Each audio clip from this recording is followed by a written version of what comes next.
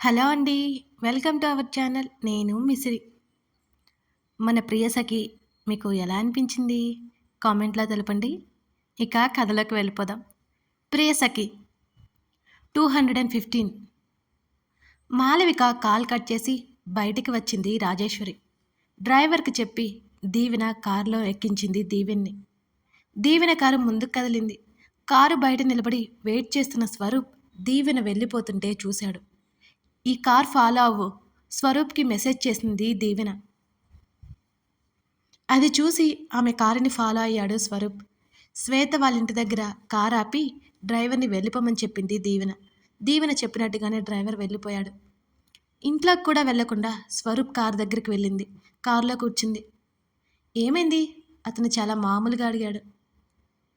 నువ్వేం మనిషివయ్యా? ఈ టైంలో ఎవరైనా అరేంజ్ చేస్తారా? ఇప్పుడు రావడానికి మా మమ్మీ ఎన్ని తిప్పలు పెట్టిందో నీకేం తెలుసు? ఎక్కడ దొరికిపోతానేమోనని భయపడుతూ వచ్చాను అంటున్న దీవెన వైపు వింతగా చూశాడు అతను. అదేదో మీ మమ్మీకి చెప్పి రావచ్చు కదా అని కాల్ స్టార్ట్ చేశాడు. చెప్తే నన్ను చంపి పాతేస్తుంది. ఆమె మాటలకు విస్తుపోయాడు అతను.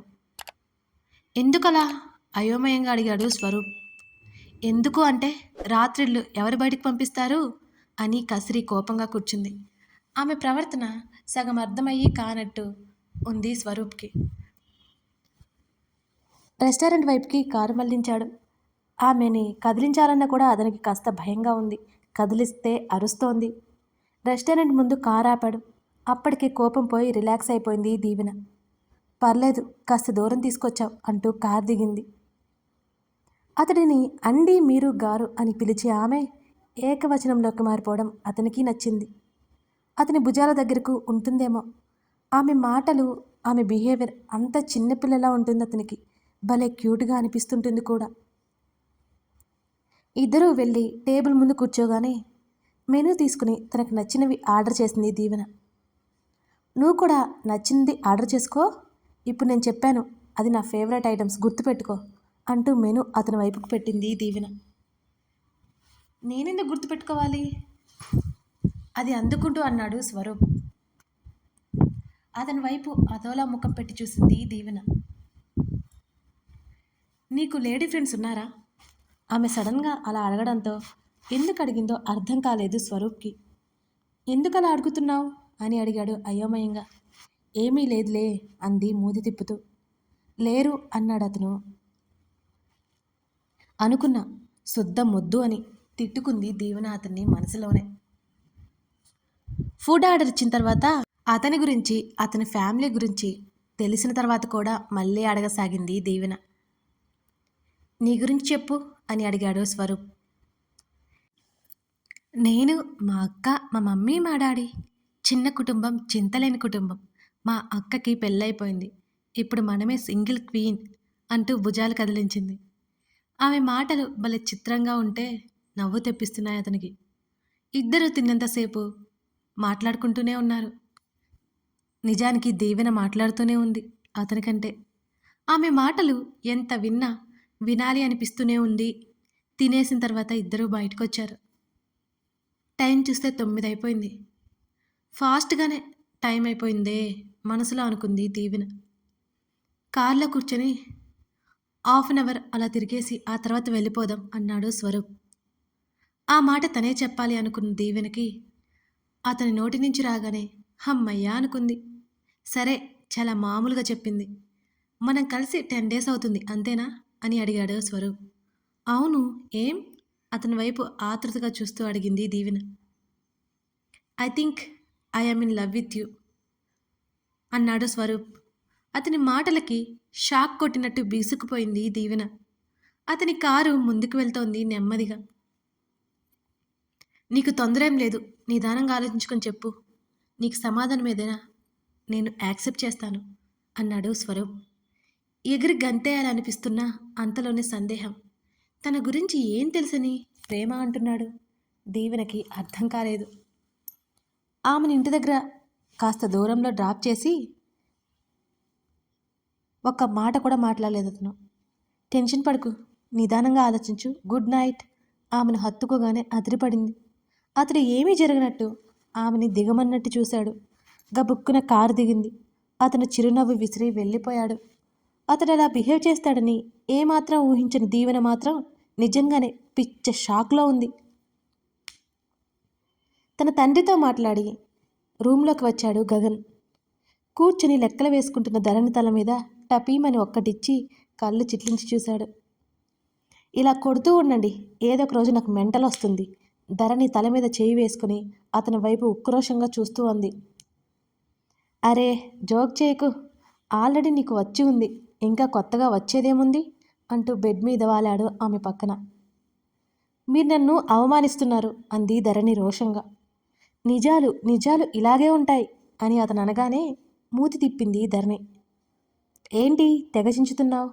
అంటే నువ్వు చించకపోతే ఆలోచించాలనుకో అన్నాడు అతను మళ్ళీ. అది కాదండి, 7th మంత్ ఎప్పుడు వస్తుందా అని లెక్కలు వేసుకుంటున్నా. మళ్ళీ అపాయింట్మెంట్ కూడా ఉంది కదా, ధరణి నిట్టూర్చింది. నువ్వు లెక్కలేసినంత మాత్రాన రోజులు ముందుకు దొరలవు. పెదవి విరిచి ఆమె వైపు చూశాడు గగన్. ఏవండి, నెమ్మదిగా అతని చేతి మీద రాస్తుంటే నాటకాలాపి మేటరికి రా అన్నాడతను. కనిపెట్టేశాడని సైలెంట్గా చేతిని వెనక్కి తీసుకుంది ధరణి. ఏంటో చెప్పాడు అన్నాడు గగన్ ఆమె ఇంకా నాంచుతుంటే. మీరు చెప్పిన తర్వాత ఒప్పుకుంటారా మరి అని అడిగింది ధరణి. ముందు చెప్పు, ఒప్పుకోవాలా వద్దా తర్వాత ఆలోచిద్దాం అన్నాడతను. ధరణి నిరుత్సాహపడిపోయింది. నెమ్మదిగా పాక్కుంటూ అతని దగ్గరకు వచ్చి, ఏమండి నాకు ఇంట్లో బాగా బోర్ కొడుతుంది అని అనగానే పబ్కి ఏమైనా వెళ్తావా అని అడిగాడు గగన్. ధరణి మూతి మరో 3 వంకలు తిప్పి, నేను చెప్పానా పబ్కి వెళ్తానని? ఏడుపు మొహం వేసింది ధరణి. సరే చెప్పు, నోటి మీద వేలు వేసుకున్నాడు అతను. దేవుడా, ఏంటి ఈ వేరియేషన్స్? ధరణి కళ్ళు తేలేసింది అతన్నే చూస్తూ. మీరు మరీ అంత ఇన్నోసెంట్గా ఫేస్ పెట్టకండి. ధరణి మూతి తిప్పింది. మీ మామ్ దగ్గరికి వెళ్ళాలా అడిగాడు మాలవిక మాటలు గుర్తొచ్చి. ధరణి లేదు అన్నట్టు అడ్డంగా తల ఊపింది. అతనికి దూరంగా బోల్డంత సమయం నరకంలో చచ్చి బ్రతికింది. ఇప్పుడు తన తల్లిదండ్రుల దగ్గరికైనా అతన్ని వదిలిపెట్టి తను వెళ్ళదు. మరేంటి అన్నాడతను. 7th మంత్ వస్తుంది, ఆ తర్వాత గుడికి వెళ్ళకూడదని అత్తయ్య చెప్పారు. నన్ను ఒకసారి రేపు తీసుకెళ్ళండి అంది మరింత ముద్దుగా. ఆమెను చూసి కళ్ళు చిన్నవి చేసి, నువ్వు ఎప్పటికప్పుడు ప్రూవ్ చేసుకుంటూనే ఉంటావు అన్నాడు గగన్. ఏం ప్రూవ్ చేసుకుంటాను? అయోమయంగా చూసింది ధరణి అతని వంక. నువ్వు నిజంగానే మొద్దు అని ప్రూవ్ చేసుకుంటావు. అతని మాటలకి ఉక్రోషంగా చూసింది ధరణి. ఇప్పుడు అలా ఎందుకు అంటున్నారు మీరు అని అడిగింది రోషంగా. ఆమె చేతివేళ్ళని నెమ్మదిగా ఒక్కొక్కటిగా లాగుతూ, వేరే సిటీకో ఇంకా టూర్కి ఎక్కడికైనా తీసుకెళ్ళమని అడుగుతావేమో అనుకున్నా. ఈ జన్మకి నువ్వు మారవ్ అని నాకు క్లారిటీ ఎప్పటికప్పుడు ఇస్తూనే ఉంటావు తెలుసా? ఆమె చేతి నుంచి భుజం వరకు నెమ్మదిగా నొక్కుతూ అన్నాడు గగన్. నేను ఇలాగే ఉంటే కదా మీకు నచ్చింది, మారిపోతే మళ్ళీ మీకు నచ్చనేమో అని నవ్వింది ధరణి. పర్లేదు, మాటలు బాగానే వచ్చు అన్నాడతను. ఏదో మీ దయ వల్ల కొంచెం కొంచెం అంటున్న ఆమె గడ్డాన్ని కొరికేశాడు ముందుకు వంగి. ఏడుపు మొహం పెట్టింది ధరణి కీచుగా అరుస్తూ. అక్కడే ముద్దు పెట్టుకున్నాడు. అతనితో మాట్లాడుతూనే నిద్రలోకి జారుకుంది ధరణి. అర్ధరాత్రి మధ్య మధ్యలో కదలడం, లేచి కూర్చోవడం, మళ్ళీ పడుకోవడం, ఇదంతా అతనికి అర్థమవుతూనే ఉంది నిద్రలో. ఆ మరునాడు జూనియర్ డాక్టర్ వచ్చింది. గగన్ రప్పించాడు. గగన్ కూడా ఇంట్లోనే ఉన్నాడు ఆ రోజు. ధరణి చెక్ చేసింది ధరణిని ఆమె. బ్యాక్ పెయిన్ బాగా వస్తుంది, ఎటు పడుకోవాలో కూడా అర్థం కావడం లేదు, ప్రాబ్లం ఏం లేదు కదా ఆ డాక్టర్ని అడిగింది ధరణి. బాల్కనీలో ఉన్న గగన్కి ఆ మాటలు వినిపించకూడదని చిన్నగా అడిగింది. అవి అతనికి వినిపించలేదు. ఎలా ఉండాలో ఏం చేయాలో అని డాక్టర్ చెబుతున్న మాటలు మాత్రం స్పష్టంగా వినబడుతున్నాయి అతనికి. ఇవి ఖచ్చితంగా ఫాలో అవ్వండి మేడం, కాస్త బెటర్ అవుతుంది, ఎక్కువ లెఫ్ట్ సైడ్ పడుకోవడానికి ట్రై చేయండి అని ఆవిడ చెప్పగానే ధరణి తలాడించింది సరే అన్నట్టుగా. గగన్ బాల్కనీలో నుంచి రూమ్లోకి రాగానే ఆ లేడీ డాక్టర్ భయంగా ముడుచుకుపోయింది. వెళ్ళొస్తాను మేడం అంటూ గబుక్కున బయటికి వెళ్ళింది ఆ డాక్టర్. వెనకే వెళ్ళిన గగన్ హేయ్ స్టాప్ అని అనడంతో టక్కున ఆగిపోయింది. భయపడుతూ వెనక్కి తిరిగి చూసింది ఆమె. చెక్ చేసావు కదా, ఎలా ఉంది అని అడిగాడు డైరెక్ట్గా మ్యాటర్లోకి వస్తూ. పెయిన్ అవన్నీ కామన్ సార్ కొందరిలో. మేడం హెల్తీగానే ఉన్నారు సార్. బ్యాక్ పెయిన్ అవన్నీ కామన్ సార్ అంది నెమ్మదిగా. ఆమెతో కాసేపు మాట్లాడి ఆ తర్వాత వెళ్ళమని చెప్పాడు. చేతన్ షర్ట్ బటన్స్ పెడుతోంది వీక్ష. డాక్టర్ చెప్పారు కాబట్టి నిన్ను ఆఫీస్కి రానిస్తున్నా. ఎక్కువ స్ట్రెస్ అయ్యావంటే ఇంట్లో డ్రాప్ చేసి పడేస్తా వార్నింగ్ ఇచ్చింది వీక్ష. వీక్షు, నాకు ఏ ప్రాబ్లం లేదని డాక్టర్ చెప్పారు కదా, నేను చాలా చాలా పర్ఫెక్ట్గా ఉన్నాను అంటూ చెంప మీద చేయి వేసి చెప్పాడు. సర్లే అంటూ దూరం జరిగి అతన్ని పైనుంచి కింద వరకు చూసింది. ఇప్పుడు పర్ఫెక్ట్గా ఉన్నావు అంతకుముందులాగే అనుకుంటూ తృప్తిపడింది ఆమె. అతడికి వెయిట్ గెయిన్ అయ్యాడు. ఫేస్లో చేంజ్ వచ్చింది. హెయిర్ గ్రోత్ ఉంది. అతని దగ్గరగా వెళ్ళి హత్తుకుంది వీక్ష. ఆమె తల మీద ముద్దు పెట్టుకున్నాడు. I love you Veekshu. అతని మాటలకి నవ్వింది వీక్ష. నెమ్మదిగా తల ఎత్తి చూసి వెళ్దామా అంటూ దూరం జరగబోతుంటే ఆమె చుట్టూ చేతులు వేసి ఆమె గడ్డం పట్టి పెదవుల మీద ముద్దు పెట్టుకున్నాడు. ఆమె కనులు మూసుకుపోయాయి. ఆమె చేతులు అతని మెడ చుట్టూ అల్లుకున్నాయి. అతను దూరం జరగగానే నెమ్మదిగా కళ్ళు ఎత్తి చూసింది. మరోసారి ఆమె నుదుటిన ముద్దు పెట్టుకుని పదా వెళ్దాం అన్నాడు చేతన్.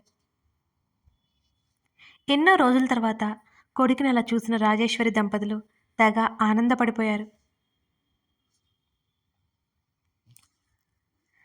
ఆ రోజు శ్రేష్ఠ ఆఫీస్ క్లోజ్ చేసి బయటికి వచ్చేసరికి 7 గంటలైపోయింది. సృజన్ అప్పటికే వచ్చి ఉన్నాడు ఆమె కోసం. కారులో కూర్చొని సీట్లో వెనక్కి వాలి కళ్ళు మూసుకున్నాడు. సృజన్ మాట్లాడుతుంటే ఎటువంటి రియాక్షన్ ఇవ్వకపోవడంతో తల తిప్పి చూశాడు. నిద్రపోతూ కనిపించిన ఆమెను చూసి నవ్వుకున్నాడు. ఆమె తల నిమిరి డ్రైవింగ్ మీద దృష్టి పెట్టాడు సృజన్. ఇంటికి రాగానే కళ్ళు తెరిచింది శ్రేష్ఠ. ఆమెను 2 చేతుల్లోకి తీసుకోగానే మళ్ళీ నిద్రపోయింది. కోడల్ని తీసుకొస్తున్న కొడుకుని చూసి ముసిముసిగా నవ్వుకుంటూ వాళ్ళకి ఎదురుపడకుండా కిచెన్లోకి వెళ్ళిపోయింది కవిత.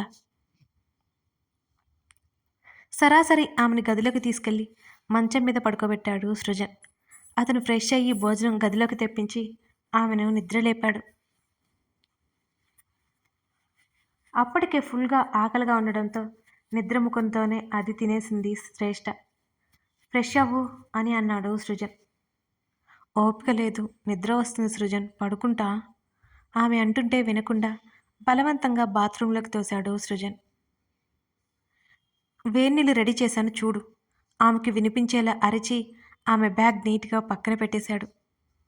స్నానం చేసి మళ్ళీ వచ్చి మంచం మీద ఎక్కింది. ముసుగు వేసుకుని నిద్రపోతుంటే ఆమె ఏమాత్రం డిస్టర్బ్ అవ్వకుండా మొబైల్లో మెయిల్స్ చెక్ చేసుకుంటున్నాడు అతను. చిన్నప్పటి నుంచి శ్రేష్ఠ ఏ కష్టం తెలియకుండా సరదాగా పెరిగిన అమ్మాయి.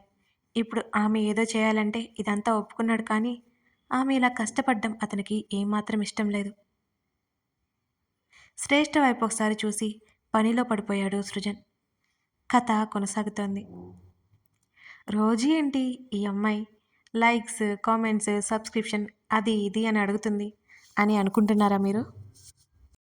కానీ తప్పదు కదా, మీరు ఎంకరేజ్ చేయకపోతే నేను ఎలా వీడియోస్ పెట్టగలను? మంచిగా వ్యూస్ వస్తున్నాయి, బట్ లైక్స్ రావట్లేదు, సబ్స్క్రైబర్స్ పెరగట్లేదు. నేను చేస్తున్న వర్క్కి మీరు నచ్చితేనే ఇవన్నీ చేయమంటున్నాను. ఇది నా చిన్న రిక్వెస్ట్ అన్నమాట. Thank you for watching this video.